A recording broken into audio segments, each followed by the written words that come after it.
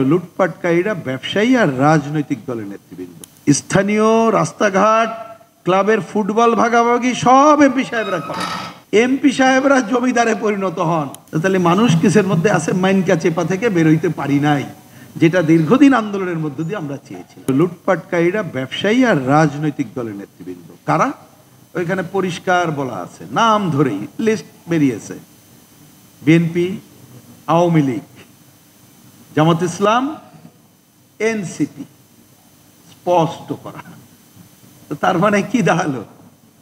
লুটপাটকারী দুর্বৃত্ত বহলই আছে। এলএমই সার্টিফাইড বিশ্ব সেরা কপারে তৈরি ওয়ালটন কেবলস, যা আপনার স্থাপনাকে রাখবে সব সময় নিরাপদ। শেষ নামটা আগে ছিল না, নতুন করে যুক্ত হয়েছে এবং রিসেন্টলি তাদের কর্মকাণ্ড এগুলো দেখা যায়। এখন ধরেন যে সরকার আছে, তো তাদের পাহারায় ছাড়া তো এগুলো ঘটে নাই, যত কথাই বলি না কেন। এই আমরা বলেছি অসৎ রাজনীতিবিদ, সব রাজনীতিবিদ না, অসৎ ব্যবসায়ী, অসৎ আমলা।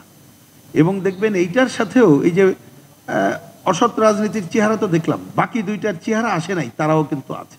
এই যে আমরা যেসব খাদ্যপণ্য, যেটা দৈনন্দিন জিনিসপত্র, তার দাম কমে গেছে, কিন্তু বাংলাদেশে তার কোনো প্রভাব নাই। তাহলে একটা ভালো সরকার থাকলে কি আমরা আশা করতাম? আগে বলে না আন্তর্জাতিক দাম বেশি, এই জন্য দাম বেশি, এই গল্প শুনছি না আমরা। আচ্ছা ভাই, বুঝলাম ভালো, তা আন্তর্জাতিক বাজারে যখন দাম কম, তা আমিও তো কম দামে খেতে চাই, আমার সাধারণ মানুষ তাহলে সেটা দিতে পারলো না। তাহলে মানুষ কিসের মধ্যে আছে? মাইনকা চেপা থেকে বেরোইতে পারি নাই, যেটা দীর্ঘদিন আন্দোলনের মধ্য দিয়ে আমরা চেয়েছিলাম।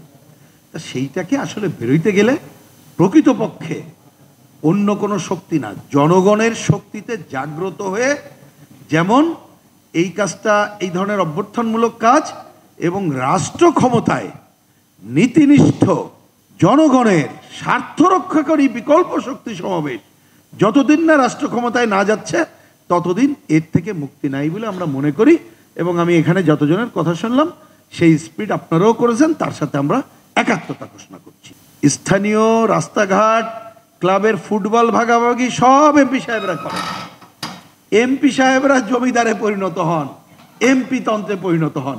এই যে আমাদের বন্ধু বড় ভাই, উনি একসময় এমপি ছিলেন, আরো ভালোভাবে উনি বলতে পারবেন কি অবস্থাটা আর কি। উনি সেই কোন আমলের নেতা, 90-এর গণঅভ্যুত্থানের নেতা, উনি অ্যাটেনশন দিয়ে আইন প্রণয়নে ভূমিকা রাখতে পেরেছেন কিনা উনি বলতে পারবেন, কারণ আমরা তো সেই সুযোগ দেই নাই। এখনকার সিস্টেম উনি ওইটা না করলে উনি তো বেমানার হয়ে যাবেন। তাহলে আমাকে ফিরে আনতে হবে ওই ধারায়। স্থানীয় সরকার শক্তিশালী হবে আর পার্লামেন্ট হবে আইন প্রণয়ন সহ এই কাজগুলো করার। আগামীতে যে নির্বাচন মানে গণতন্ত্রের পথে যে যাত্রা, সেইটাকে ব্যাহত করার জন্য এই কথা তুলছে বলে আমরা দেখছি। কারণ ঐক্যমত্য আলোচনার প্রথম দিন আনলো না, তারা এটা এজেন্ডাও করলো না, শেষে এই কথাকে বলছে এবং বলছে এখনই না করলে নাকি নির্বাচন করা যাবে না। এইটার সাথে আবার আমরা সাপোর্ট করি না। আমরা কমিউনিস্ট পার্টি, বামপন্থীরা মনে করি আমাদের এই দাবি থাকবে। আমরা আমাদের নির্বাচন ইস্তেহারে আনবো, আগামী পার্লামেন্ট নির্বাচনে আমরা বিজয়ী হলে বা আমাদের সমমনা বিজয়ী হলে আমরা সংবিধান সংশোধনের মাধ্যমেই পিআর পদ্ধতি আগামীতে নির্বাচনে চালু করার জায়গায় যাব।